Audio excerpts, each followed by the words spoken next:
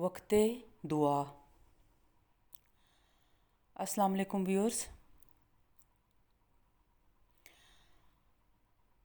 واقعہ کربلا کی وضاحت کرنے سے انسانی عقل اور زبان قاصر ہے۔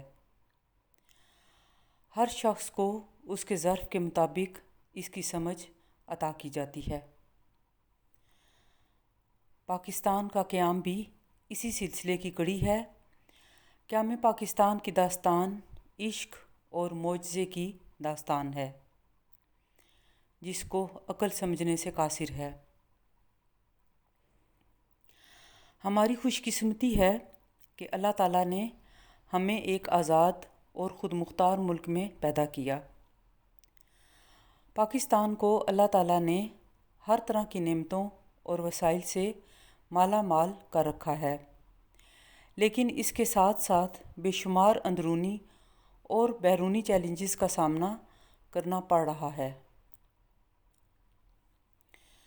ویورز، جب ابرہہ نے خانہ کعبہ پر حملہ کا ارادہ کیا تھا تو حضرت عبد المطلب نے فرمایا تھا کہ خانہ کعبہ کا مالک ہی اس کی حفاظت کرے گا۔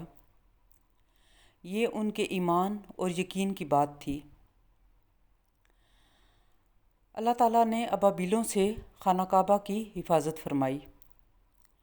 یہ ابابیلیں چڑیوں سے بھی چھوٹے سائز کی تھیں۔ ان کے پنجوں میں چھوٹے چھوٹے کنکر تھے۔ یہ ایک خاص سمت سے جھنڈ کی شکل میں نمودار ہوئیں اور دیکھتے ہی دیکھتے کفر کے لشکر پر یہ کنکر پھینکے۔ یہ کنکر گولیوں کی مانند ان پر گرے اور انہیں نیست و نابود کر دیا۔ ویورز، ایک پاکستانی شہری ہونے کی حیثیت سے ہمارا فرض ہے کہ ہم اپنے ملک سے وفادار ہوں۔ اس کے علاوہ ہم اپنی ذاتی حیثیت میں جو ہمارے فرائض ہیں انہیں پوری دیانتداری سے ادا کریں۔ قائد اعظم نے ہمیں اتحاد، نظم و ضبط اور یقین محکم کا جو سبق دیا ہے اس پر عمل کریں۔ ہم بچپن سے یہ جملہ سنتے آئے ہیں کہ پاکستان کو سنگین مسائل کا سامنا ہے۔ ہمیں مایوسی کا شکار کبھی نہیں ہونا چاہیے۔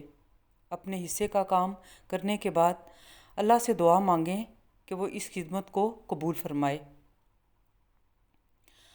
دعا انسان کو مایوسی سے نکال کر اللہ کی رحمت کے قریب لاتی ہے۔ قرارداد پاکستان منظور ہونے کے بعد کا قصہ ہے۔ دوسری جنگ عظیم زوروں پر تھی۔ میجر سید غواث برما کے محاذ پر جاتے ہوئے چند گھنٹوں کے لیے دہلی رکے۔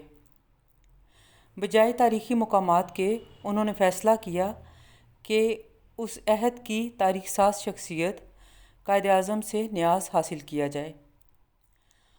چنانچہ وہ وردی ہی میں ان کی کوٹھی پر پہنچے اور قائد اعظم کے سیکرٹری کے خورشید سے کہا، جناب، بہت دور سے قائد اعظم کی زیارت کو آیا ہوں، چند منٹ کی ملاقات کا اہتمام کیجیے۔ انہوں نے جواب دیا، آپ مسلمان فوجی افسر ہیں، عام حالات میں میں ضرور آپ کے لیے وقت لے لیتا، لیکن آج نہیں، کیونکہ قائد اعظم ایک اہم سیاسی نکتے پر نوٹس تیار کر رہے ہیں۔ آج ملاقات تو قطعاً بند ہے، بلکہ مجھے تو یہ حکم ہے کہ میں خود اندر نہ جاؤں جب تک وہ مجھے نہ بلائیں۔ یہ حتمی انکار سن کر بھی میجر غواث نے اپنا اصرار جاری رکھا اور دلیل یہ دی کہ چند گھنٹوں کے بعد مجھے برما کے محاذ پر روانہ ہونا ہے۔ زندگی کا کیا اعتبار، اس لیے پابارکاب ہونے سے پہلے تحریک پاکستان کے قائد اعظم کو ایک نظر دیکھنا چاہتا ہوں تاکہ ان سے اپنی وفاداری کا اظہار کر سکوں۔ طویل اصرار اور بحث سے عاجز آ کر خورشید صاحب نے کہا، زیادہ سے زیادہ میں یہ کر سکتا ہوں کہ چند منٹ کے لیے میں ادھر ادھر ہو جاتا ہوں۔ آپ دروازے پر دستک دے کر خود اندر چلے جائیں، پھر آپ جانیں اور آپ کا کام۔ डूबते को तिनके का सहारा। मेजर सैयद गवास ने कहा, मुझे मंजूर है, आगे मेरी किस्मत। चुनाचे उन्होंने दरवाजे पर दस्तक दी। मैं अंदर आ सकता हूँ, कहा और कमरे में दाखिल हो गए। मेजर गवास, सर, बग़ैर इजाज़त अंदर आने की माफ़ी चाहता हूँ, मैं जंग पर जा रहा हूँ। कायदे आज़म, बग़ैर नज़र उठाए और पेंसिल को पकड़े, नाराज़गी के तासुर के साथ, यस। मेजर गवास, मैं आपके न्याज़ हासिल करना चाहता था। कायदे आज़म उसी तरह महवियत के आलम में, यस। मेजर गवास, मैं आपको ये यकीन दिलाना चाहता हूँ कि पाकिस्तान के लिए हम सब आपके साथ हैं और आपके हुक्म के मुंतज़िर हैं। कायदे आज़म, पेंसिल उसी तरह हाथ में पकड़े हुए, मेजर गवास, सर, मुखिल होने की माजरत, अब इजाज़त चाहता हूँ। कायदे आज़म इशारे से रोकते हुए,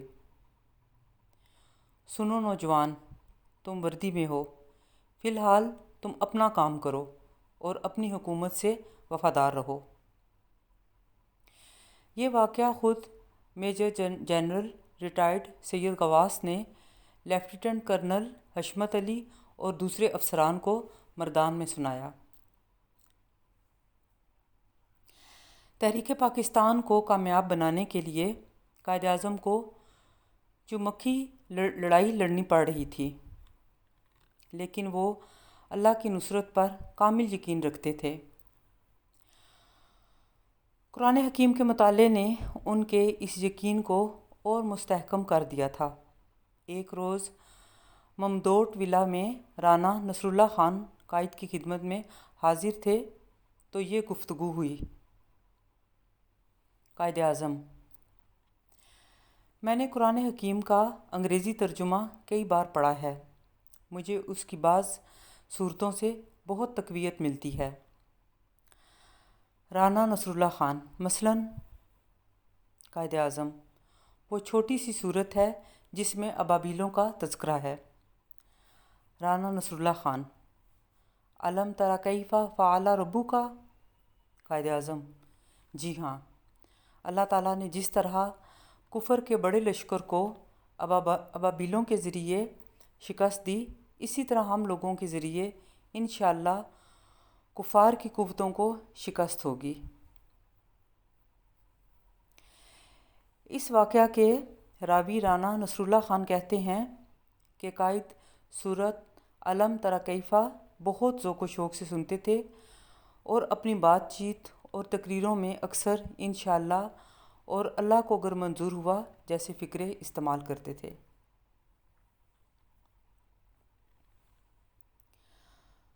दुआ पर एतमाद ईमान का आला दर्जा है। ये बड़े नसीब की बात है कि इंसान दुआ का सहारा हाथ से न जाने दे। जब किसी कौम या फ़र्द का दुआ से एतमाद उठ जाए तो आने वाला वक्त मुसीबत का ज़माना होता है। गुनाह और जुल्म इंसान से दुआ का हक़ छीन लेते हैं। दुआ मांगना शर्त है, मंजूरी शर्त नहीं।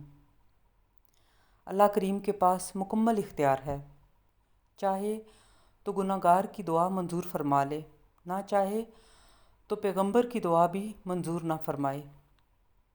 नूह अलैहिस्सलाम सैकड़ों बरस अल्लाह के दीन की खिदमत करते रहे। आखिर उनका बेटा भी तूफ़ान की नज़र हो गया, लेकिन उनके ईमान में फ़र्क ना आया। दुआ आखिर सवाल ही तो है, मांगने वाला माने, मानने वाला माने या ना माने। साहिब दुआ भी इब्तला से गुज़रता है, ये ज़िंदगी है। इसमें गम ज़रूर आएगा, तकलीफ़ ज़रूर आएगी, बीमारी ज़रूर आएगी और फिर मौत भी ज़रूर आएगी। इन हालात में दुआ का मुकाम क्या रह गया? दुआ का यही मुकाम है कि इंसान तकर्रुब इलाही की ख्वाहिश को कमज़ोर ना होने दे। दुआ ये है कि अल्लाह हमें अपनी रहमत से मायूस ना होने दे। दुआ ये है कि हमारा दिल नूर ईमान से रोशन हो। दुआ ये है कि इतना करम ना हो कि हम उसकी याद से गाफिल हो जाएं, और इतना सितम ना हो कि हम उसकी रहमत से मायूस हो जाएं। दुआ ये है कि अल्लाह हमें मंजूर होने वाली दुआओं की आगही अता फ़रमाए, और वो दुआएं जिन पर बाब कबूल बंद हो उनकी तौफीक अता ना फ़रमाए। आमीन। व्यूअर्स, इस तहरीर में चंद इक़्तिबासात दिल दरिया समुंदर आज वासिफ़ अली वासिफ़ और कायद-ए-आज़म गुफ्तार व किरदार आज सईद राशिद से लिए गए हैं। आप सबका बहुत शुक्रिया। अल्लाह हाफ़िज़।